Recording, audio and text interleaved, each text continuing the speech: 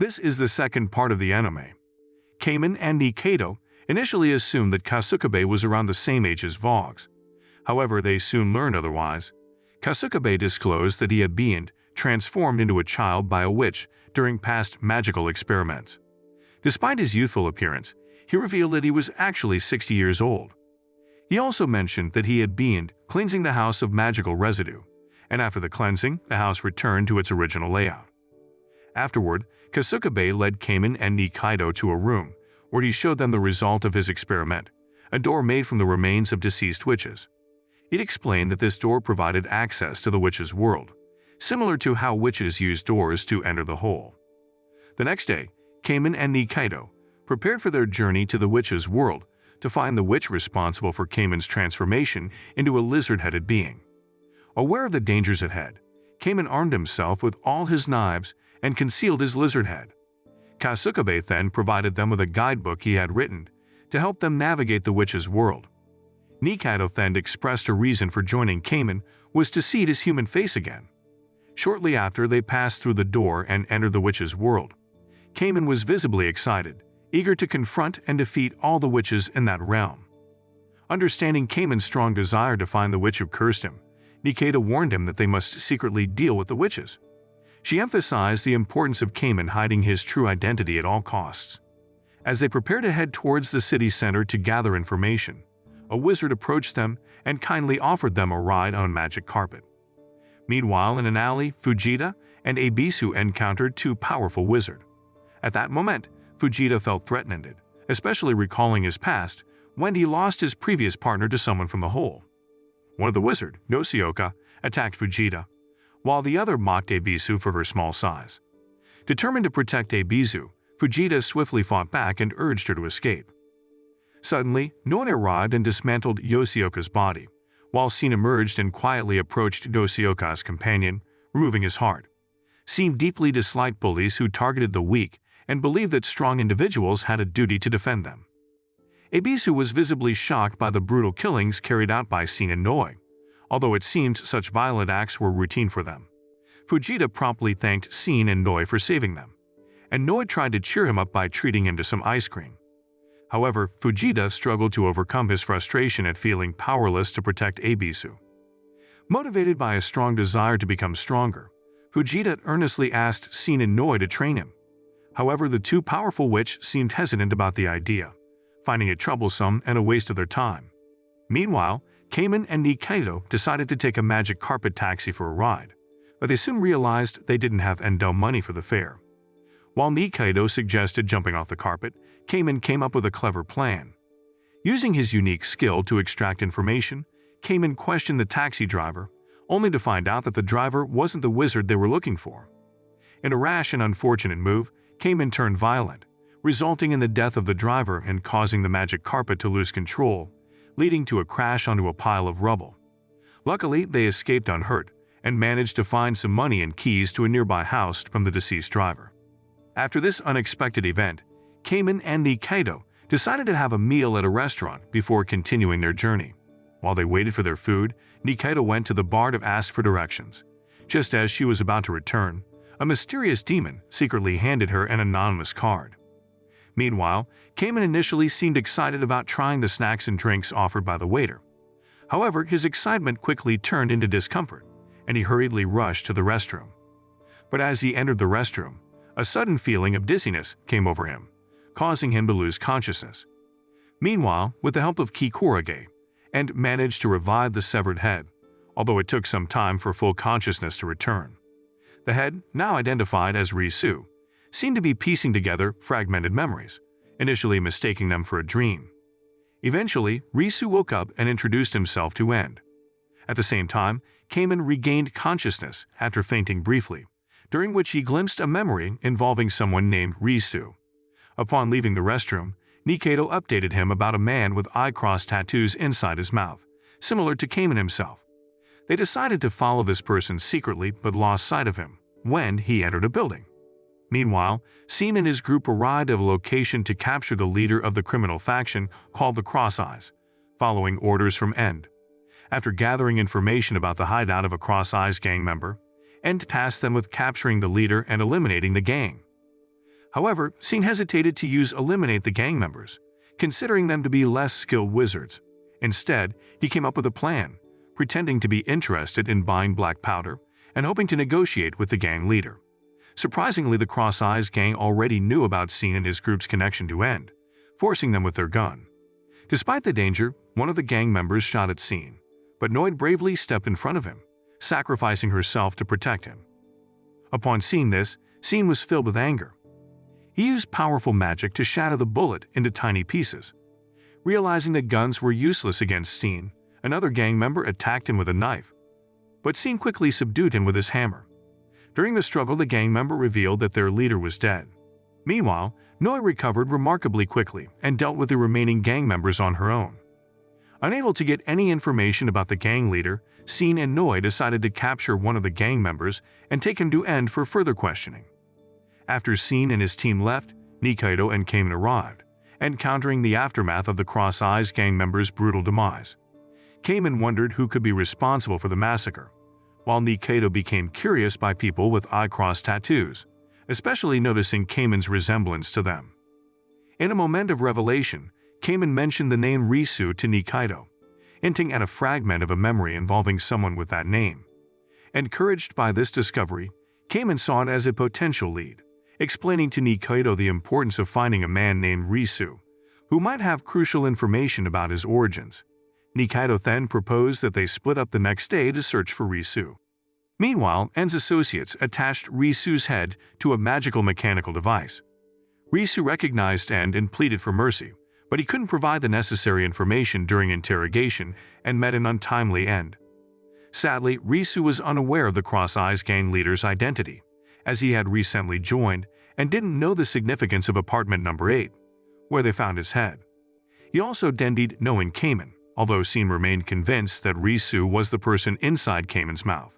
Meanwhile, Nikaido went to a special shop where magical items were sold. She wanted to sell her magic smoke to earn some money. The shop owner was happy when he saw Nikaido's magic smoke because it was very rare and pure. He quickly offered Nikaido all the money he had in exchange for a small bottle of her magic smoke. After the deal, Nikaido suddenly attacked the shop owner to get her magic smoke back. She then spread her magic smoke to erase any signs of her unique magical power. Sadly, this caused the shop owner to die, and Nikaido didn't know that there was a CCTV camera recording the incident. With the money she got, Nikaido went to a place where she was supposed to meet a demon named Asu. She then used the money to pay for a 30-minute talk with Asu. During their conversation, Nikaido and Asu seemed to know each other well, and Nikaido felt comfortable talking to Asu. At that moment, she talked to Asu about Kaiman and their mission in Witch's world. However, Asu claimed that he didn't know the person responsible for Kaiman's transformation. However, Asu knew where Risu was and told Nikaido that Risu was currently with End.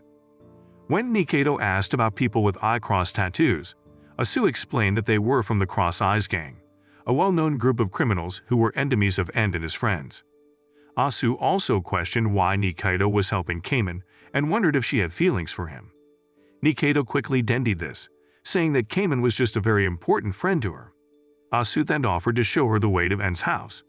Meanwhile, End, annoyed because Risu wasn't useful to him, told Fujita to take a badly hurt member of the Cross Eyes gang, named Miyamoto, to Risu. Instead of being afraid of ending up like Miyamoto, Risu made fun of him for being in such a bad condition because of Scene's magic powers. At the same time, one of End's men rushed to tell him that someone had broken into his house looking for Risu. When he heard this, Noi decided to deal with the intruder herself, excited at the chance to confront someone who dared to enter End's place. Meanwhile, Nikaido was asking one of End's men about where Risu was when suddenly Noi showed up and attacked. Nikaido quickly realized that Noi was the same person who had attacked her before in the hole. They had a fierce fight inside End's house, leaving Kaiman at home wondering if Nikaido was having any problems.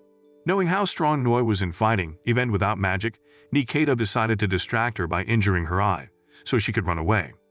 Meanwhile, End and Scene checked the place where Nikaido had come into the house and were surprised to see it was the Devil's Door. After escaping from Noi, Nikaido found Risu locked in a room in another building. Instead of taking a safer route, Nikaido bravely jumped through a window to get into the room where Risu was held. But just then, End appeared in the room and grabbed Risu's other wrist, stopping Nikaido from rescuing him.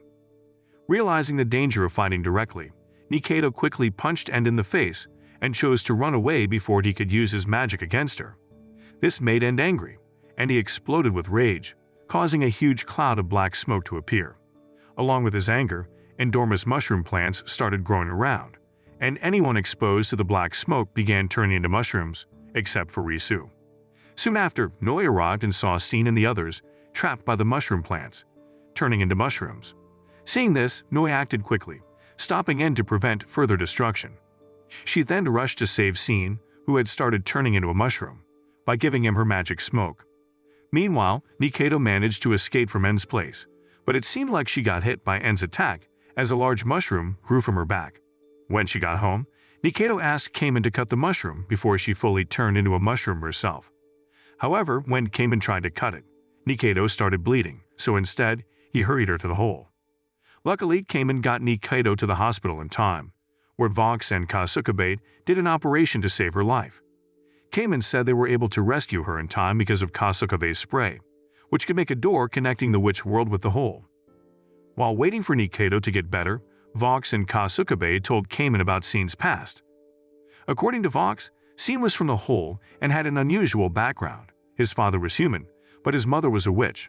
Sadly, his mother was killed by the local association shortly after giving birth, because people in the hold didn't like witches.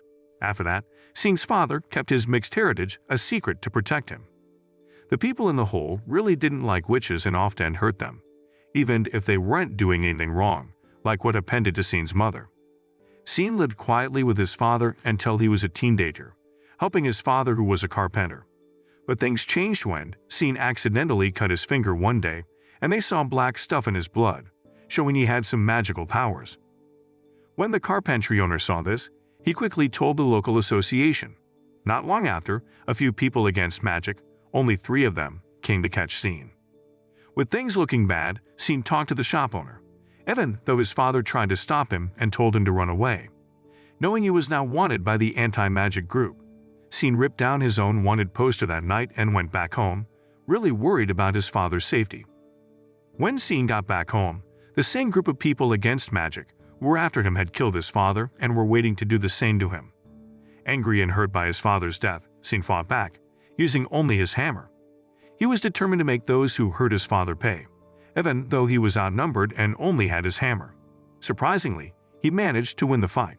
But now, the local association saw him as the most wanted criminal. They sent more people to catch him, but Scene kept fighting anyone who came his way. Then, one night, while Vox and Kasukabe were working at the hospital, they found Scene in the operating room. They were shocked to see that Scene had cut off his fingers and both arms to find his smoke pipes. Seeing this, Kasukabe realized that Scene had some magic powers, though not much. Instead of telling the local association, Kasukabe offered to help Scene find his missing smoke pipes. While Kasukabe looked for the pipes, Vox gave Scene medicine and told him not to seek revenge anymore. But Scene was determined to punish those who had killed his parents. Over time, Kasukabe found Scene's smoke pipes, which helped Scene get his hands back. Scene was grateful for their help and thanked Vox and Kasukabe. After that, Kasukabe was curious about Scene's magic powers, and Scene hinted that there was more to discover. Before leaving, Scene playfully took a box of dumplings from a young blonde girl, who turned out to be Nikaido. Not long after Scene left the hospital, Vox and Kasukabe were surprised when 46 members of the anti-magic group showed up. Despite being badly hurt, they were still alive. Kasukabe guessed that Scene had used his magic to save them. This made the local group disband, and people in the hole stopped hating witches, afraid of ending up like those 46 survivors. In the present, Nikaido was still thinking about Asu's advice to use her magic to find out about Kaiman's past. As she looked out the window, she suddenly saw someone outside, staring at her. At the same time, Kaiman and the others came to bring food to Nikaido. She quickly told him about the person outside the window. But Kaiman didn't think it was a big deal and told Nikaido to focus on getting better instead. He gave her some dumplings he had made, but they were overcooked, so Nikaido didn't like them. She ended up vomiting, so Kaiman decided to order pizza for her and told her to rest. When they left Nikaido's room, Kasukabe showed Kaiman a card he found in Nikaido's pocket. He thought it was the kind of pass given to powerful witch by the devil. Kaiman was surprised to hear this, and even more shocked when Kasukabe said that Nikaido was actually a witch, which he figured out during her surgery. Shortly after, Kaiman heard Nikaido screaming in the heavy rain outside. He rushed to her room and found out she had been taken by someone who came in through the window.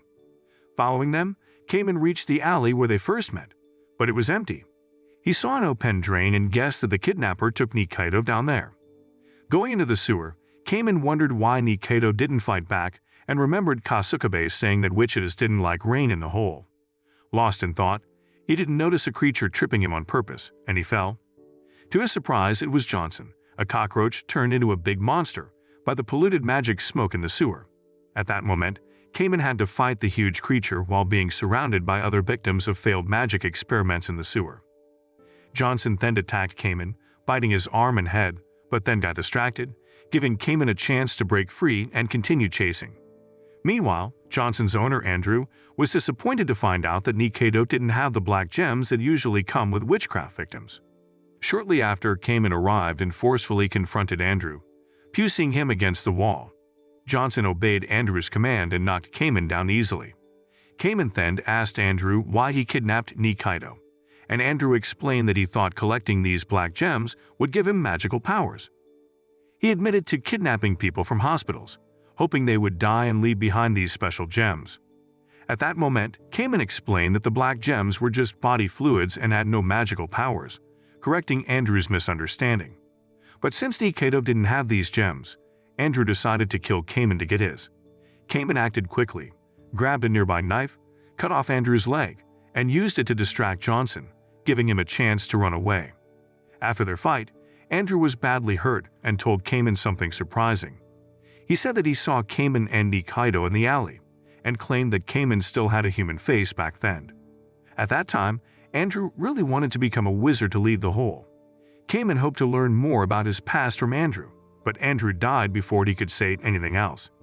A few days later, Fujita went to Matsumura's grave and told Ebisu that he couldn't find Matsumura's body after what Kaiman did. Fujita remembered seeing Kaiman kill Matsumura very clearly, and it still hurt him. But he felt better knowing that Matsumura used his magic to protect Fujita in his last moments.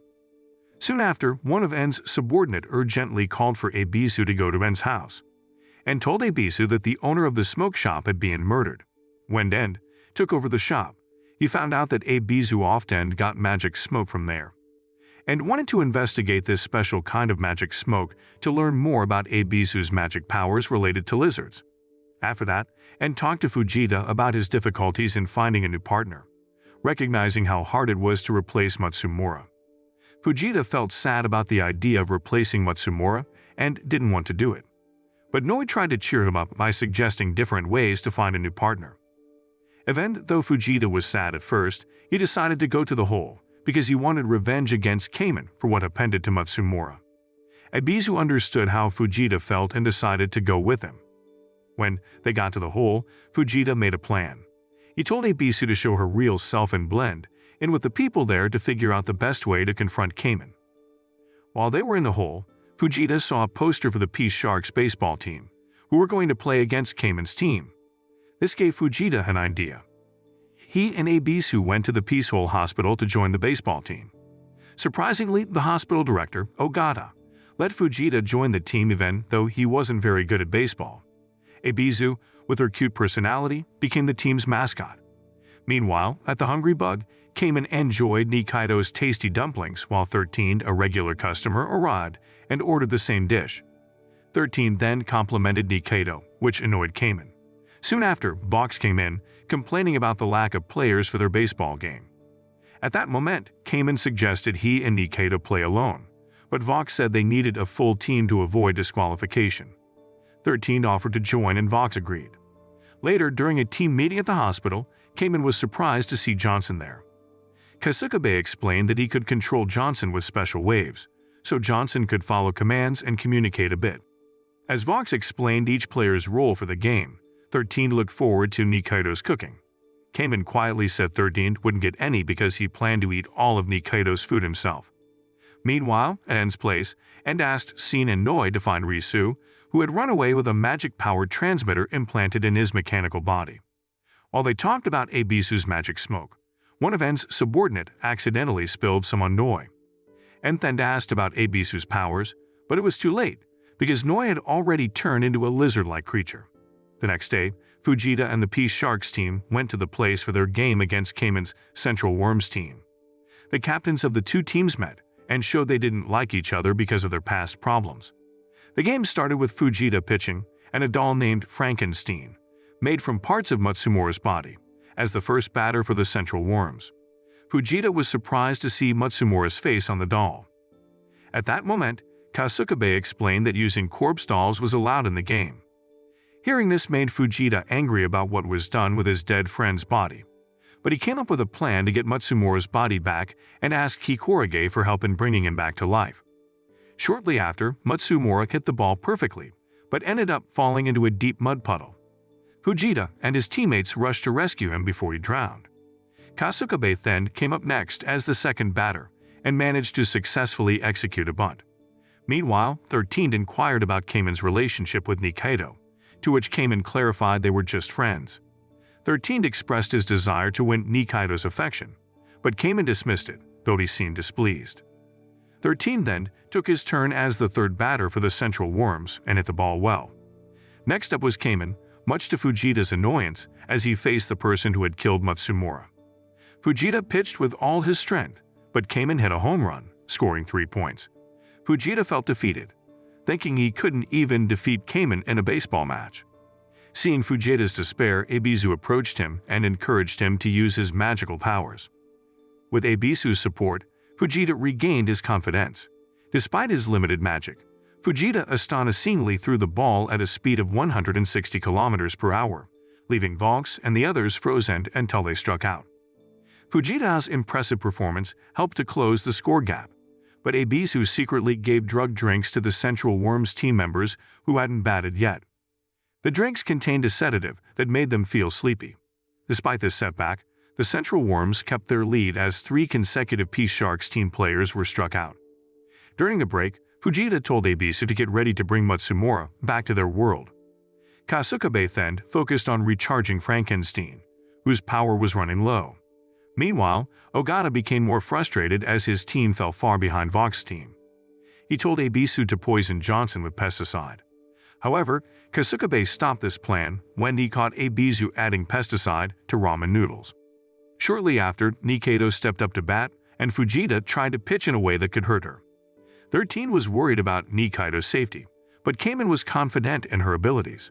After that, Nikaido surprised everyone by hitting the ball so hard that it knocked Ogata unconscious. While others went to help Ogata, Fujita took advantage of the chaos to get Matsumura and opened the door to the witch's world. He signaled Ebisu, who was being chased by Johnson, and they narrowly escaped before Johnson could catch them. Upon their return to En's residence, they noticed the absence of guards and encountered an injured guard who collapsed in front of them. Fujita worried that the guard might have died from his injuries, while Ebisu suffered from a severe headache due to swollen blood vessels in her brain. Noi, transformed into a lizard-like creature, also experienced intense pain. Scene then intervened, urging Noi to surrender, and warned Scene about Ebisu's use of black powder, which caused Noi to lose control when exposed to her magic smoke. Struggling to control herself, Noi urged Scene to leave as she couldn't control herself. As Noi attacked Scene, he managed to defend himself and corner her. Scene thought he had immobilized Noi, but he was caught off guard by her final attack, which fatally injured him. After subduing Noi, End and Scene took her to a magician named Chada, using a hidden elevator known only to End. At that moment, End explained that Chada had the ability to cancel other magical spells. Chada, who had been isolated for a long time, expressed great joy upon seeing End. Upon learning from End about Noi's condition, Chada quickly began the magic cancellation ritual. He gathered ingredients from the demon world and the stomach contents of the person most dear to Noi. End, eager to expedite the ritual and restore Noi's health, instructed Scene to provide the contents of his stomach, which were already exposed during Noi's attack. Using these components, Chada created a magic doll infused with his magic smoke, which he placed into Noi's mouth. He also told Scene to place his hand on Noi's chest, focusing on his fondest memories with her. In a short time, Chada successfully nullified the magic, causing Noi to return to her original form. When she woke up, Noi and Scene found themselves in an awkward situation as Scene was still touching her chest despite her transformation back into a woman. Concerned about Scene's serious injuries, Noi focused on healing him, paying no attention to her own exposed state. Meanwhile, Fujita tried to help Ebisu, who was still suffering. However, weakened by his drained energy, Matsumura lost control and attempted to harm Ebisu. In response, Ebisu tapped into her magical abilities, transforming into a lizard-like creature. With this newfound strength, she easily subdued Matsumura, also regaining her lost memories about Kaiman in the process. After returning to her human form, Ebisu shared with Fujita details about the man residing inside Kaiman's mouth. Curious, Fujita asked for more information about her encounter with the man. Instead of answering, Ebisu gave Fujita the last piece of meat salvaged from Matsumura. Without delay, Fujita took the fragment to Kikorake, but En explained that reviving Matsumura with only that portion was not possible. En then questioned Ebisu about her recovered memories. Ebisu then recounted her meeting with the individual inside Kaiman's mouth. On the other hand, Kaiman pondered about Risu's situation and the possibility of regaining his lost memories if he stayed in the witch's world. Initially thinking of leaving, he changed his mind when he noticed the wound on Nikaido's back, deciding to go alone to protect her from danger. Later, Nikaido went to the hospital for treatment, where Vox gave her medication. Asking about Kaiman, she brought him gyoza, only to learn that he had quit his assistant position. Upon learning this information, Nikaido approached Kasukabe for clarification, where she discovered that Kaiman had gone into the witch's world with the aim of restoring his original face and memories. Upon reaching the witch's world, Kaiman was determined in his mission to find clues about Risu and the Cross Eyes gang. Shortly after, he found out that the gang often visited Kesbiel Park, presumably to obtain black powder. Also, Kaiman learned about the upcoming Blue Night Festival, where he hoped to encounter members of the Cross Eyes gang. Despite facing hunger and financial difficulties, Kaiman witnessed a group of thugs harassing someone named Fukuyama. Seeing the confrontation, Tumba, the boss, stepped in but was threatened by the thugs. Kaiman then intervened to save Fukuyama.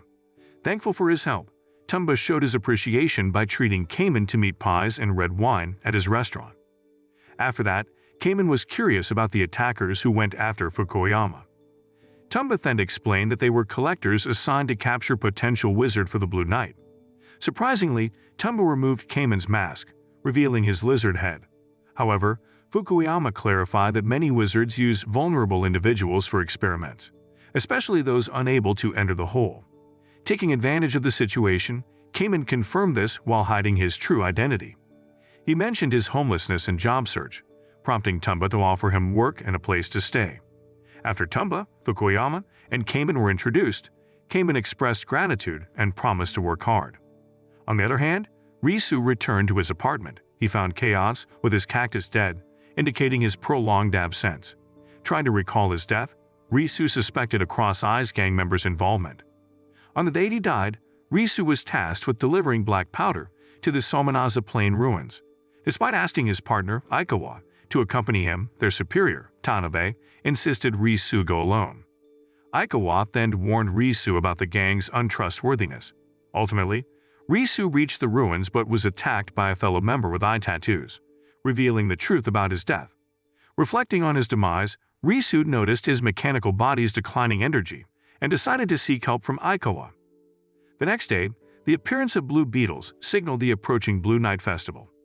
En's subordinate informed him of their plans. After breakfast, En and his family gathered to choose costumes for the festival's pending celebration. At that moment, Chana asked En about finding a magician capable of controlling Tan as a potential partner, expressing doubts about their existence. Undeterred, En affirmed their presence and his determination to find them. Shortly after, one of En's men informed about the presence of a wizard who could control time at the smoke shop. While En's residence was getting ready for the party, the festival committee was managing registrations for wizards interested in forming partnerships. Only a few managed to pass the evaluation and received invitations to the En residence. After tasting the party's food, they watched a rehearsal of the traditional play, The Miracle of the Blue Night. However, they became bored and sleepy. The Blue Night Festival finally began. A 3-day event, held every 3 years, was eagerly awaited. During this time, witches without partners sought to make contracts with devils. As witches dressed in their finest attire for the festival, Tumba instructed Kaiman to stay at the restaurant, even though it was closed to the festival. Initially following orders, Kaiman couldn't resist the temptation and decided to sneak into the festival. Using a disguise, he incapacitated 2 guards and took on their identity to gain entry. Meanwhile, Fukuyama and Tumba waited in line to enter the festival, classified as ordinary wizards without exceptional skills. Wizards with invitations to the End Residence's opening party enjoyed a VIP route and skipped the line. A staff member then handed End and his family partnership requests from wizards, and Sin and Noi received numerous requests, followed by Kikorage. At that moment, Ebisu felt uneasy due to the lack of requests, while Fujita, initially doubtful, surprisingly received 2. This development worried Sin and Noi, as they sensed the presence of an old enemy among their potential partners. Shortly after, End officially opened the 3-day Blue Night Festival, emphasizing the need for those aspiring to join his family to be willing to risk their lives. Meanwhile, Kaiman, assigned to assist at the End Residence, watched Sin and others on stage but stayed hidden. Instead of encountering them, a staff member then assigned him the task of cleaning the restroom. Later, while Noi was in the restroom, a man who had been targeting her launched a sudden attack. Caught off guard, Noi couldn't defend herself and was quickly overwhelmed by the attacker. At the same time at the party, Sin felt something going wrong, sensing that Noi was in danger. While busy cleaning the restroom of the festival, Kaiman remained unaware of the unfolding chaos. At the same time, Nikaido, managing her restaurant, felt pleased with the bustling crowd but worried about Kaiman, who had ventured alone into the Wiss's world. As the Blue Night officially began, the committee encouraged attendees to find compatible partners. Risu, sneaking into the festival, diverted Kaiman's attention from his duties as he pursued him. However, Kaiman's attention was unexpectedly diverted when he accidentally collided with an iron safe carried by a witch flying on a broomstick. Angry about the damage to his head spikes, Kaiman abandoned his chase of Risu and confronted the witch instead. Meanwhile, Sin rushed to find Noi and discovered the woman's restroom in ruins. He then fell into a trap set by Yaku, an old enemy lying in wait for him. Elsewhere, Fujita asked End about the origins of Sin and Noi's partnership, and then recounted their history. During his teenage years, Sin tried to leave End's ramen shop without paying. At that time, Noi, nearby, chased after him and insisted he settle his bill before leaving. Unexpectedly, Sin proposed a magical contest to Noi, offering to pay for his meal if she won. However, Noi refused, explaining that she didn't use her magic for fighting. Seeing Sin's injured arm, she decided to use her magic to heal it. Despite offering to spar physically, Sin chose to hit her with his hammer instead. Before leaving, Sin promised to repay Noi's kindness in the future. Later, Sin spoke to End about becoming a cleaner to deal with End's enemies. When he asked about Noi, End revealed that she was undergoing a transformation into a devil. She was wearing 150-kilogram armor and training by feeding demon bats on top of the tallest church building, indicating she was in the final stages of her training. This is the end from the second part of the anime.